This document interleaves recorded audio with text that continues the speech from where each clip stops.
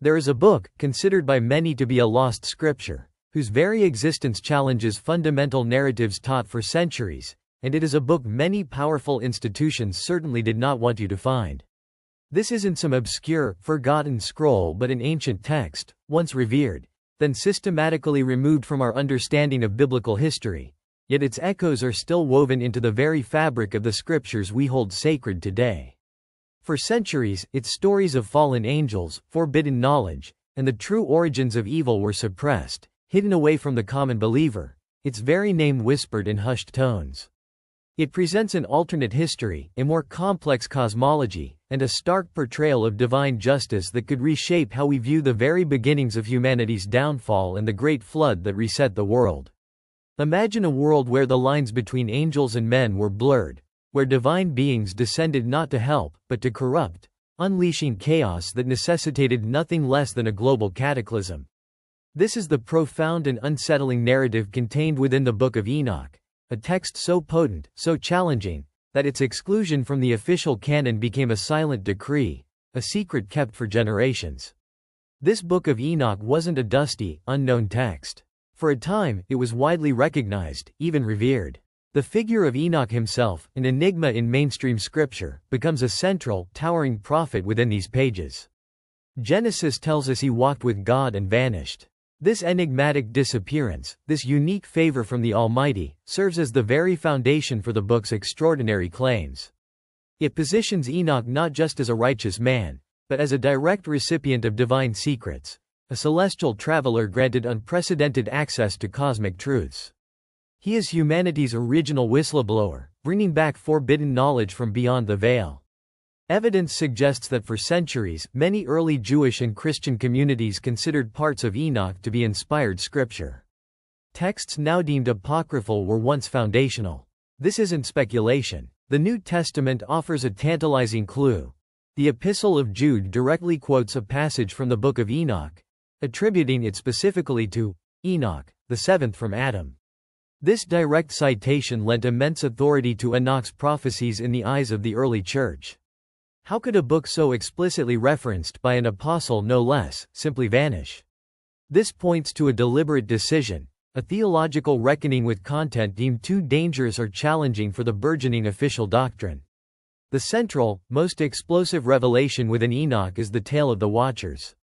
Not mere angels, but a specific class of celestial beings who descended to earth, captivated by human women. This isn't just a romantic tragedy, it's a profound act of rebellion.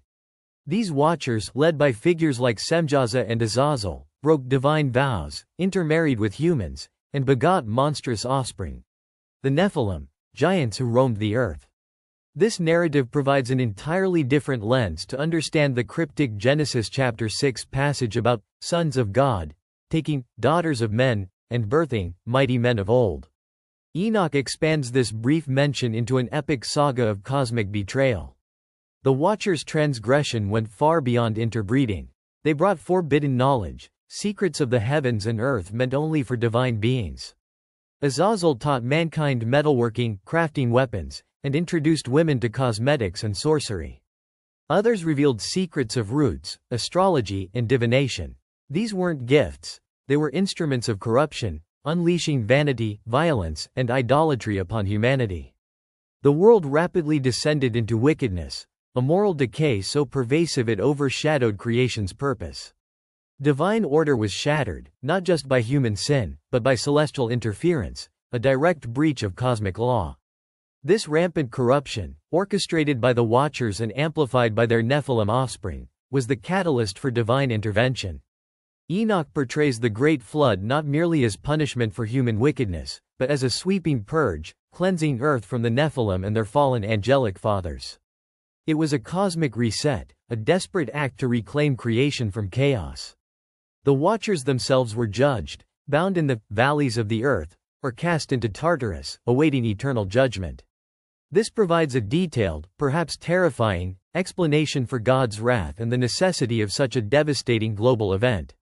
Amidst this celestial rebellion, Enoch emerged as God's chosen emissary. He was a witness and a divine messenger, tasked with delivering judgment to the Watchers. But his journey didn't end there. Enoch describes a cosmic tour, ascending through 7 heavens, witnessing hidden places of judgment, celestial phenomena, and the secrets of the universe. He sees Earth's foundations, the movements of stars, and mechanisms of divine justice. These grand visions reveal a meticulously ordered cosmos, yet one susceptible to profound disorder through rebellion. It positions Enoch as a key intermediary between the human and divine, a keeper of cosmic secrets. Enoch's prophetic gaze extends far beyond his own time, peering into the end of days. He speaks with astonishing clarity of the coming Son of Man, a pre-existent messianic figure who will preside over final judgment, gather the righteous, and defeat evil. These descriptions resemble later New Testament portrayals of Jesus, suggesting Enoch heavily influenced early Christian eschatology. The book details the resurrection of the dead, eternal fate of souls, and the establishment of a new heaven and earth. It's a sweeping vision of cosmic redemption, providing a detailed roadmap for the divine plan, yet one largely obscured for most of Christianity. So, if it was so influential, why did the Church suppress it? The answer lies in the volatile formation of the biblical canon. As Christianity grew, a consensus formed about which texts embodied divine revelation. Enoch, with its elaborate angelology, complex cosmology, and alternative narratives, posed significant challenges. Its detailed fallen angels might have encouraged mysticism or threatened God's singular authority. The sheer volume might have been too much for leaders seeking a unified theological framework. It wasn't necessarily to hide truth, but to preserve core truth, even by setting aside texts that didn't fit the emerging Orthodox narrative. We might never know the full reasoning, but the outcome was undeniable. A deliberate exclusion, a quiet erasure. Yet, not all branches of Christianity rejected Enoch. The Ethiopian Orthodox Tewahedo Church, one of the oldest Christian denominations, maintained the Book of Enoch as part of its official canon.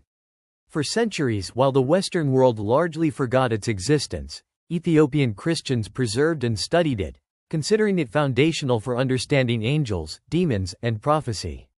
This isn't a footnote, it's a living testament to its enduring spiritual power. It's a reminder that canonical can be a matter of cultural and historical context, not absolute divine decree.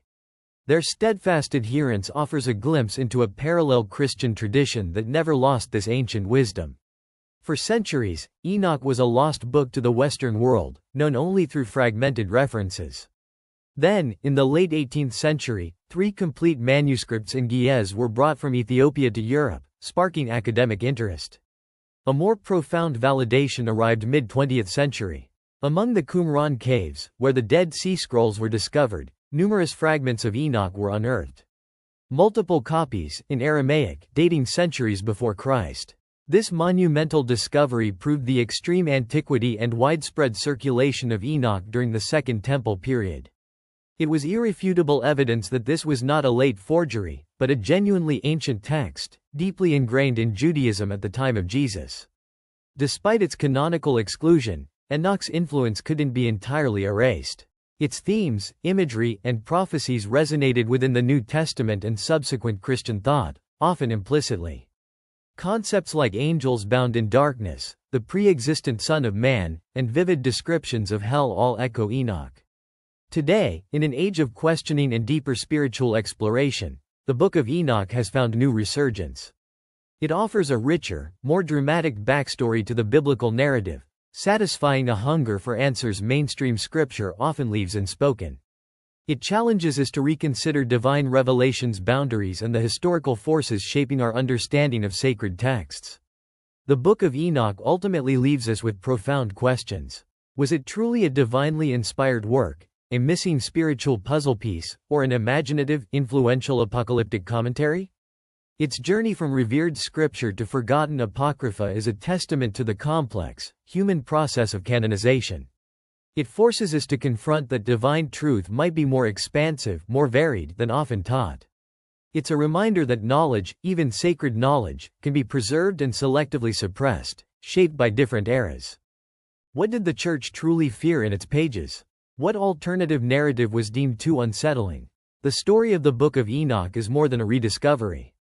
It's a powerful illustration of the fragile, human journey of faith and interpretation.